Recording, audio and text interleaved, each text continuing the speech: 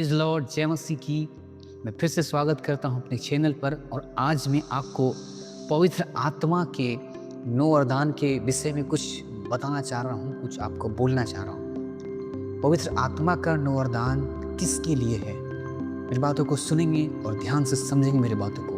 मैं आपसे बोलना चाह रहा हूं कि पवित्र आत्मा का जो 9 वरदान है वो किसके लिए है। पवित्र आत्मा का 9 वरदान के विषय में बहुत सारी बातें मैं आपको आज बताने जा रहा। अगर आप वरदान में इंटरेस्ट रखते हैं, वरदान को लेना चाहते हैं, वरदान के बारे में जानना चाहते हैं, तो बहुत सारी बातें हैं जो मैं आज इस वीडियो में आपको बताने जा रहा हूँ। वरदान क्या है, वरदान से क्या होता है, ठीक है ना, बहुत सारी बातें। और अगर ये वीडियो में कंप्लीट नहीं हो पाएगा तो ज़रूर से मैं कोशिश करूँगा कि इसका नेक्स्ट वीडियो भी बनाऊँ जो कि वरदान के बारे में हो। और विशेषकर मैं आज कोई आत्मा का जो 9 वरदान है वो किसके लिए है, इस विषय में मैं बोलने जा रहा हूँ। क्या आप सुनने को चाहते हैं, तैयार हैं, चाहते हैं कि मैं आपको कोई आत्मा के 9 वरदान के बारे में आपको बताऊं और आप इस चीज़ को सुने और समझें?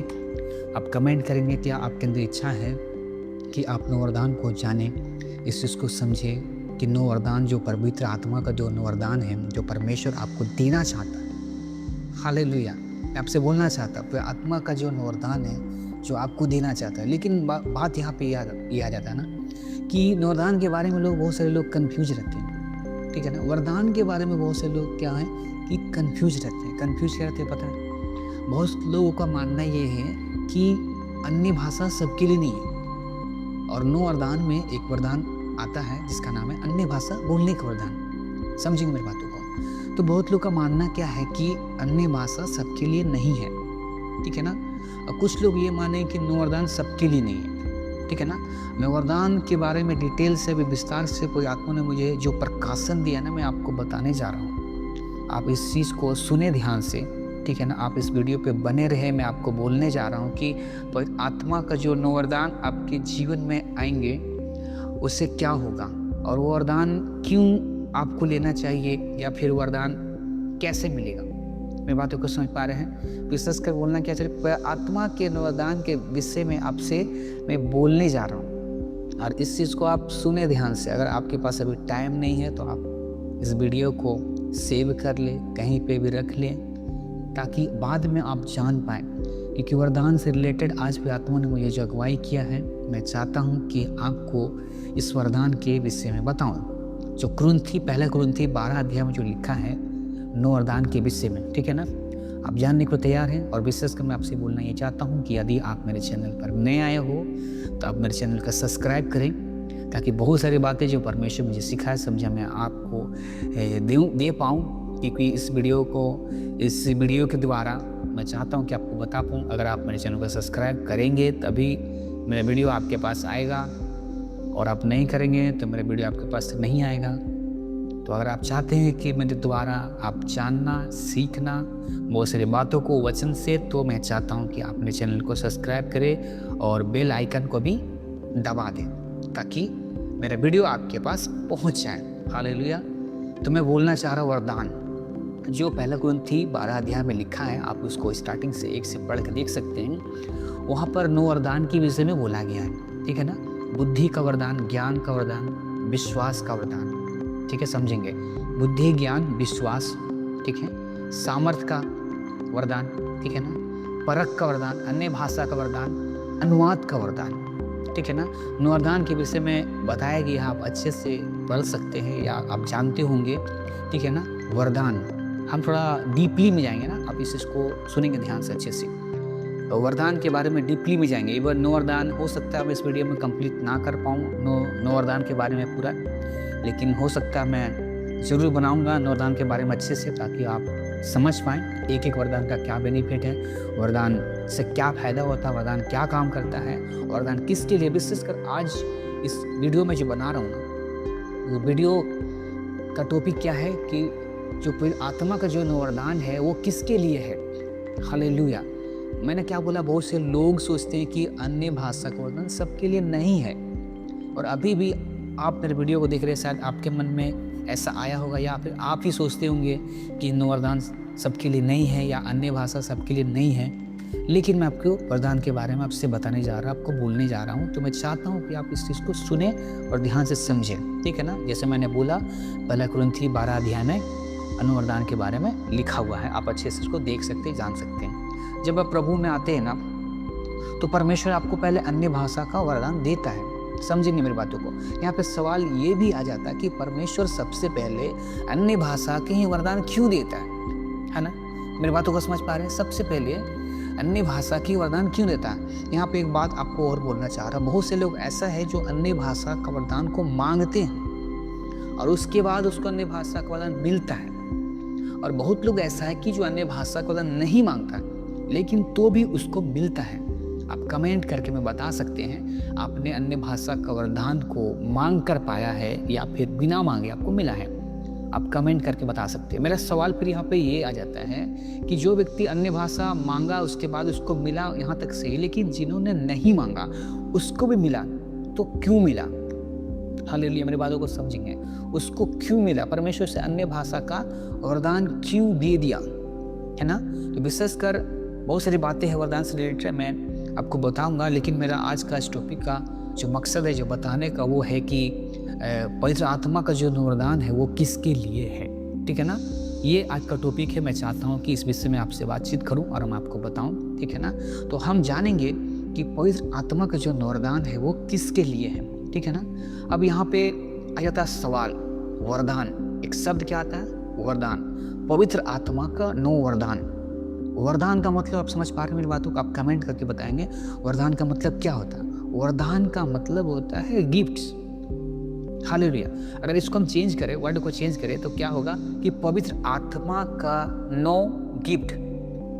हालेलुया, समझेंगे। वरदान को चेंज करते हैं और बोलते हैं कि पवित्र आत्मा का गिफ्ट। हालेलुया। पवित्र आत्मा का वरदान है, पवित्र आत्मा का फल है। तो हमें क्या बोल रहा है? पवित्र आत्मा का गिफ्ट, ठीक है ना। अब हम थोड़ा सा विस्तार में जाएंगे, डिटेल में जाएंगे, गहराई में जाएंगे। आप भी चले मेरे साथ में, ठीक है ना। आपका बर्थडे है, मैं आपसे बोलना चाहता हूँ, आपका बर्थडे है और आप क्या लोगों को बोलते हैं फ़ोन करके कि आज मेरा बर्थडे है तो तू मेरे लिए आज ये खरीद के ले आ देना, आज मुझे ये चाहिए, मुझे वो चाहिए, आज मेरा बर्थडे है, मुझे ये दो, मुझे वो दो, ठीक है ना। बर्थडे, किसी को अगर पता चला किसी का जन्मदिन है तो वो खुद से इच्छा करता है कि आज मेरा दोस्त का बर्थडे है तो मैं उसके लिए क्या लेकर जाऊँगा। ये गिफ्ट होता है। मेरी बातों को समझ पा रहे हैं? गिफ्ट। पर आत्मा का वरदान, गिफ्ट से, ठीक है। मेरी बातों को समझेंगे। तो जब बर्थडे होता है तो हम किसी को बोलते नहीं है कि मेरे लिए ये ला देना, मेरा आज जन्मदिन है, मेरे लिए ये ला देना, मेरा आज जन्मदिन है। बहुत कम लोग ऐसा बोलते हैं अपने दोस्त यार को, लेकिन अधिकतर बोला नहीं जाता है। मेरी बातों को समझ में आ रहा?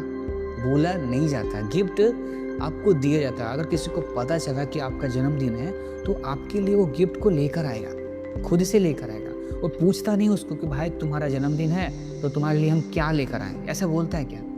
आपने सुना है, देखा है ऐसा कि किसी का जन्मदिन हो तो उसे फ़ोन करके बोलते हैं कि बर्थडे है तो तुम्हारे लिए क्या ले दे। वो सोचता है, सरप्राइज रहता है। क्या रहता है? नहीं बताता कि उसके लिए मैं ये चीज़ ले जाने वाला, तो बताता नहीं। वो क्या गिफ्ट है जो कि बताया नहीं जाता है। मेरी बातों को समझ पा रहे आप? इसी वीडियो पे बने रहे, आप समझेंगे अच्छे से, ठीक है ना। वरदान, गिफ्ट्स मतलब बताया नहीं जाता, ठीक है ना। तो यहाँ पर सवाल आया था कि पवित्र आत्मा का वरदान, ठीक है ना। मेरा टॉपिक क्या था कि पवित्र आत्मा का जो वरदान वो किसके लिए है, ठीक है ना। तो यहाँ पर क्या आ जाता है? वरदान, गिफ्ट से। तो पवित्र आत्मा का गिफ्ट्स है। तो मैं बहुत से लोगों को, ये भी अभी तक आप लोगों को लगता होगा कि वरदान को मांगना चाहिए, बहुत लोगों को लगता है वरदान नहीं मांगना चाहिए। लेकिन मैं आपसे बोलना चाह रहा हूँ, आप समझेंगे मेरी बातों को, वचन को अच्छे से ध्यान से समझेंगे। वरदान मतलब गिफ्ट्स। तो क्या गिफ्ट्स को मांग सकते? जैसे मैंने आपको उदाहरण दिया ना कि जन्मदिन में बोल नहीं सकते हैं कि मुझे ये चीज़ ला कर दो। वो लाने वाला खुद से अपनी मर्जी से लेकर आ जाता है कि गिफ्ट क्या चाहिए करके, ठीक है ना। तो पवित्र आत्मा का गिफ्ट्स है, पवित्र आत्मा का वरदान है। हालेलुया। तो पहला चीज़ आपको यहाँ पे क्लियर कर देते हैं, आप समझेंगे ध्यान से कि ये क्या है? गिफ्ट से। किसका गिफ्ट है? पवित्र आत्मा का गिफ्ट है, पवित्र आत्मा का वरदान है। तो उसको आप मांग भी सकते हैं। मेरी बातों को समझेंगे। वरदान को आप मांग भी सकते हैं, लेकिन मैं आपको बहुत ही भेद की बात बता रहा, आप समझेंगे। आत्मा के वरदान को आप मांग भी सकते हैं, लेकिन पवित्र आत्मा वरदान आपको देना चाहता है। हालेलुया, मेरी बातों को समझेंगे, मेरी बातों को ध्यान सुनेंगे अच्छे से। पवित्र आत्मा का जो वरदान है ना, उसको आप मांग भी सकते हैं, लेकिन पवित्र आत्मा की इच्छा है कि नो वरदान, नो गिफ्ट वो आपको दे। वो गिफ्ट रखा है बाइबल में, केवल 9 ही गिफ्ट को दिखाया गया है कि आपको देना चाहता है। कौन? पवित्र आत्मा आपको देना चाहता है, गिफ्ट है जो आपको देना चाहता है।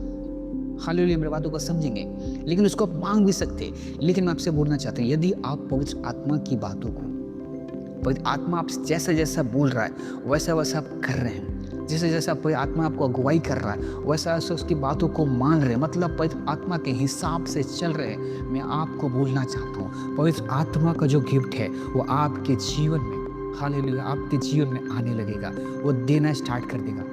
धीरे धीरे आप अन्य भाषा बोलेंगे, आप भविष्यवाणी करेंगे, आप अनुवाद करेंगे, आप चमत्कार करेंगे, आपके पास विश्वास का भी वरदान आएगा, आपके पास बुद्धि का, आपके पास ज्ञान का वो वरदान आपके जीवन में काम करने लगेगा, अगर जैसे आप पवित्र आत्मा की बातों को मानना स्टार्ट करेंगे। हालेलुया, मेरी बातों को समझ पा रहा है? गिफ्ट मांगा नहीं जाता है, गिफ्ट खुद से देता है, और वो गिफ्ट देने वाला कौन है? वो है पवित्र आत्मा।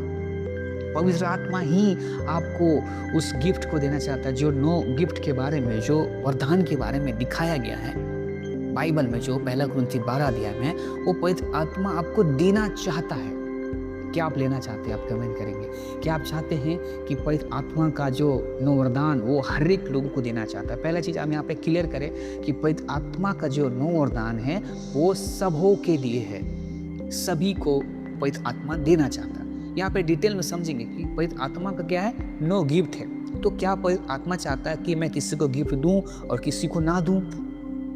हालेलुया, मैं आपसे बोलना चाहता, आपकी कॉलिंग, आपकी सेवकाई, आपकी बुलाहट जैसा है उस हिसाब से पवित्र आत्मा आपको पहला गिफ्ट देना स्टार्ट कर देता है। अगर आपकी कॉलिंग प्रॉफेट की है तो सबसे पहला आपको प्रोफेसी का गिफ्ट मिलने जा रहा है। हालेलुया, और विशेषकर मैं बोलना चाह रहा हूँ अन्य भाषा के बारे में। जब आप प्रभु में आते हैं, आप मांगते हैं तो मिलता, नहीं मांगते हैं किसी को बिना मांगे भी अन्य भाषा का वरदान मिल जाता है। तो सवाल यहाँ पर ये आता है कि बिना मांगे अन्य भाषा का वरदान पवित्र आत्मा पहले क्यों दे देता है? क्योंकि परमेश्वर का वचन कहता है कि अन्य भाषा हमारी खुद की उन्नति के लिए है, और परमेश्वर चाहता है कि आप उन्नति करो। क्या ऐसा होगा कि परमेश्वर चाहेगा कि कोई उन्नति ना करे? हालेलुया, परमेश्वर चाहता कि हर एक लोग उन्नति करे, आत्मा में, शरीर में, बुद्धि में बढ़े। इसीलिए अन्य भाषा का वरदान सबसे पहले पवित्र आत्मा देता है ताकि आपकी उन्नति हो।